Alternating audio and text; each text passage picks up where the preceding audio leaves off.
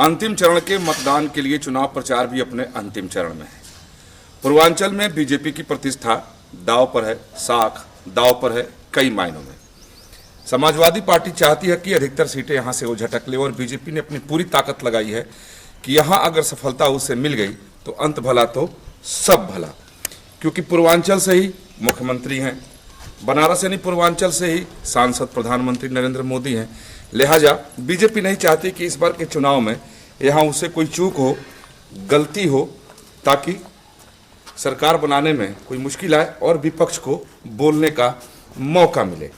और यही वजह है कि प्रधानमंत्री ने रोड शो किया, रैली उनकी होने वाली है और बीजेपी ने अपनी पूरी ताकत झोंकी है कि 2017 से आगे वो किसी तरीके से पूर्वांचल में निकले।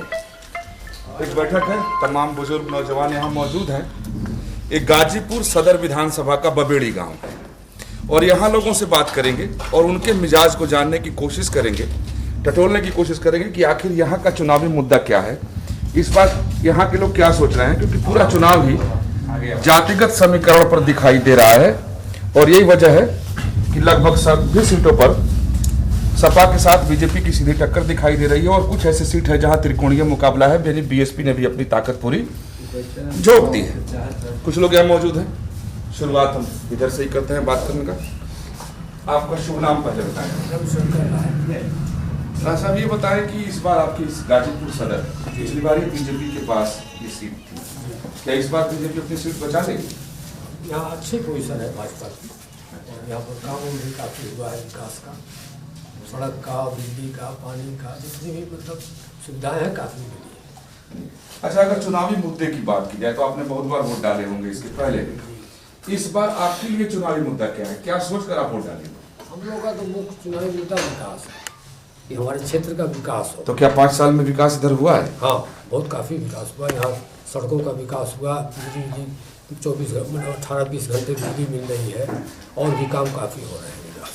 चलिए, यानी विकास मुद्दा है और विकास 5 साल में हुआ है जी। आगे अपना शुभ नाम बताएं। सुधाकर राय। सुधाकर जी, योगी आदित्यनाथ भी पूर्वांचल से आते हैं, प्रधानमंत्री नरेंद्र मोदी आपके पड़ोसी सांसद हैं जी, क्या इस बार बीजेपी की साख बचेगी आपके पूर्वांचल में? जी, साख एकदम बचेगी, क्योंकि पूर्वांचल में माफियाओं का और गुंडा राज था, वो आज नहीं है। लोग शांति से अपना कारोबार कर रहे हैं। ये बहुत बड़ा मुद्दा है यहाँ के लिए। किसी को जो है कोई चौथ या गुंडा टैक्स नहीं देना पड़ रहा है। गाजीपुर वैसे भी बदनाम रहा है बदनाम माफियाओं की, जबकि गाजीपुर की धरती क्रांतिकारियों की, शहीदों की धरती रही है। आज़ादी की लड़ाई में गाजीपुर का बड़ा ही योगदान रहा है। हमारे गाजीपुर से सेना में जो है पूरे देश में सबसे अधिक संख्या सेना में काम करती है, लेकिन दुर्भाग्य है कि यहाँ माफिया के नाम से इस जनपद को जाना जाता है। लेकिन अगर सवाल हम आपसे करें कि एक तरफ अखिलेश यादव और उनका गठबंधन है, दूसरी तरफ बीजेपी है, इस बार पूरी लड़ाई जो है वो जातीय समीकरण पर दिखाई दे रही है, तो क्या माने कि इस बार विकास और दूसरे मुद्दे पीछे छूट जाएंगे, सिर्फ जाति के आधार पर ही वोट डालेगा? जी, ऐसा कोई बात नहीं है। कुछ जातिवादी गठबंधन बने हुए हैं, लेकिन विकास इसमें एक मुद्दा है। और जो भारतीय जनता पार्टी की विकास की योजनाएं हैं और गरीब के घर तक, झोपड़ी तक जो उनकी योजनाएं पहुंची हैं, उससे साइलेंट वोट के रूप में जो है भाजपा को बहुत वोट पड़ रहे हैं। इससे परिणाम जो है भाजपा के पक्ष में आने की पूरी उम्मीद है। अखिलेश यादव तो कहते हैं कि यूपी में कोई विकास हुआ ही नहीं, तो और जो बेरोजगारी है, महंगाई है, वो बहुत ज्यादा बढ़ गई है। अब उनके ऊपर कोई काला चश्मा चढ़ा हुआ है, जबकि हम लोग गाजीपुर से जो है 4 लेन जो है वाराणसी से गोरखपुर और लखनऊ से जो है 6 लेन गाजीपुर के लिए आई हुई है। बिजली पर्याप्त मात्रा में मिल रही है। गाजीपुर में स्टेडियम बना है। गाजीपुर में जो है ये मेडिकल कॉलेज बना हुआ है। यहाँ पर जो है रोड कम ब्रिज जो है रेलवे का बन रहा है, जो सीधे जो है गोरखपुर से और कलकत्ता जुटेगा गाजीपुर होते हुए। तो अब कितना विकास चाहिए? बहुत विकास हुआ है और ये सब 17 के बाद हुआ है। आपकी क्या राय है, पहले शुभ नाम बताएं। संजय कुमार है। संजय जी, ये बताएं कि जो ये कहा जा रहा है कि बेरोजगारी बहुत है, अखिलेश यादव बीजेपी को बार बार इस पर घेरते हैं, महंगाई के मुद्दे पर घेरते हैं, तो क्या महंगाई और बेरोजगारी आपके इलाके में चुनावी मुद्दा है? नहीं, कोई ऐसा मुद्दा नहीं है। अखिलेश 5 साल सत्ता में रहे, कोई विकास का कार्य नहीं, कोई रोजगार दिए। ऐसा नहीं कि उस दिन के जमाने में रोजगार बहुत ज़्यादा था, बहुत ज़्यादा भर्ती आई, बहुत वारंटी निकली छात्र। आज भी जबकि बीजेपी सरकार ने 4 लाख युवाओं को रोजगार दिया है, सरकारी क्षेत्र में, प्राइवेट सेक्टरों में काफ़ी रोजगार दिया हुआ है। प्रदेश सरकार में कोई भर्ती बिना कोर्ट में गए हुए, बिना पैसे की कोई भर्ती नहीं हुई, सब भ्रष्टाचार चरम सीमा पर। एक योगी बार बार और योगी हो या प्रधानमंत्री मोदी हो या बीजेपी का कोई भी नेता हो, पूरी बीजेपी की बात कर रहे हैं, वो कहते हैं कानून व्यवस्था की स्थिति उत्तर प्रदेश में हमने सुधारी है, लोग सुरक्षित हुए हैं, महिलाएं सुरक्षित हुई हैं, तो बैठ जाता हूँ। तो क्या ऐसी स्थिति है कि कानून व्यवस्था की स्थिति, चूंकि ये गाजीपुर माफियाओं के लिए बड़ा बदनाम दुरुस्त हो गया, सुधार हुआ है। आज कोई भी माफिया या तो प्रदेश से बाहर है या तो जेल के अंदर है। यानी आप संतुष्ट हैं कानून व्यवस्था की स्थिति से? बिल्कुल। चलिए, आप अपना शुभ नाम बताएं। सुधीर कुमार राय। सुधीर जी, क्या स्थिति है इस बार, क्या होगा आपके इलाके में? हमारे यहाँ जय जय श्री राम रहेंगे। अच्छा, आपके लिए मतलब हिंदुत्व एजेंडा है एकदम। अच्छा, इस बार जो ये जातीय समीकरण बिठा करके जो लड़ाई हो रहा है, तो लोग अपना बता रहे हैं ना कि हम जाति से हम अपना दे रहे हैं, वो चुपचाप पड़े हुए हैं, तो धीरे से जाके वोट दे के चले आएंगे। ये कैसे कह सकते हैं आप? अरे बता, सब लोग अपने साइलेंटे वोट न देते हैं, दिखा के तो वोट देते नहीं है। अच्छा, हाँ, अपना वोट देंगे लोग जाके वहाँ पे। तो आपको लगता है कि हिंदुत्व के मुद्दे पर बीजेपी को वोट मिलेगा? क्योंकि उसको बहुत उम्मीद है कि काशी विश्वनाथ कॉरिडोर जो बना, राम मंदिर बन रहा है, एकदम मिलेगा, विकास भी होगा। ऐसा नहीं है खाली हिंदू के मुद्दे पे ही मिलेगा, उनको विकास कार्यों में भी उनको वोट मिलेगा। चलिए, विकास कार्य पर भी वोट मिल रहा है और हिंदुत्व के मुद्दे पर भी वोट मिलेगा। आपकी क्या राय है, नाम बताएं। नरेंद्र कुमार राय। नरेंद्र जी, क्या है इस बार की स्थिति, क्या है आपके इलाके में? क्योंकि सपा ने भी अपनी पूरी ताकत लगाई है, बीजेपी ने भी लगाई है, बीएसपी ने भी लगाई है, लेकिन होगा क्या? बीजेपी की जीत होगी, पक्की जीत होगी, फुल बहुमत में सरकार आएगी। इतने आत्मविश्वास के साथ कैसे कर सकते हैं? ये हमारे आत्मविश्वास, और हम गुजरात से चल के यहाँ आए उसी के लिए, किसी काम के लिए। अच्छा, वोट डालने के लिए गुजरात से यहाँ आए? गुजरात से आए हैं। तो लगता है कि मोदी जी आपको नहीं, हमारा हम विकास और हमारा जैसे मतलब हम लोग आरएसएस से जुड़े हुए हैं। अच्छा अच्छा अच्छा, आप स्वयं सेवक हैं आप? स्वयं सेवक भी हैं, तब तो ये स्पेशल उसके लिए यहीं आए हैं, मतलब इतने दूर से चल के 1800 किलोमीटर दूर से आए हैं और पूरे परिवार के साथ आए हैं। चलिए, तो बहुत अच्छी बात है, आपसे लोगों को प्रेरणा लेनी चाहिए।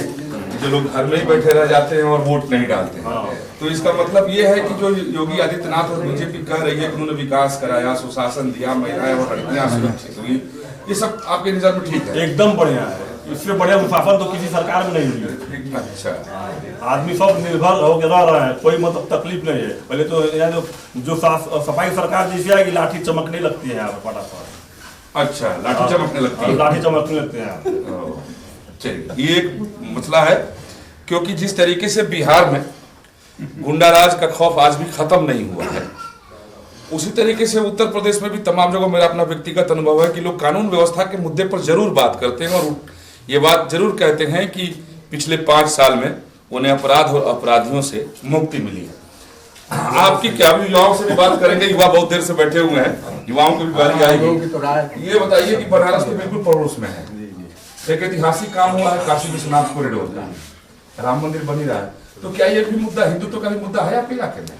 बिल्कुल है, बिल्कुल, ये भी तो है, ये धर्म से जुड़ा हुआ है। अच्छा, और ये तो बहुत बड़ा मुद्दा है। लेकिन सबसे मजबूत चुनावी मुद्दा आपको क्या दिखाई देता है? वो तो विकास का ही है। 5 साल में विकास आपके इलाके में हुआ है? बहुत बहुत, रेल, रोड, पुल वगैरह जो बनाया है, सड़क बनी है, विकास तो काफी हुआ है।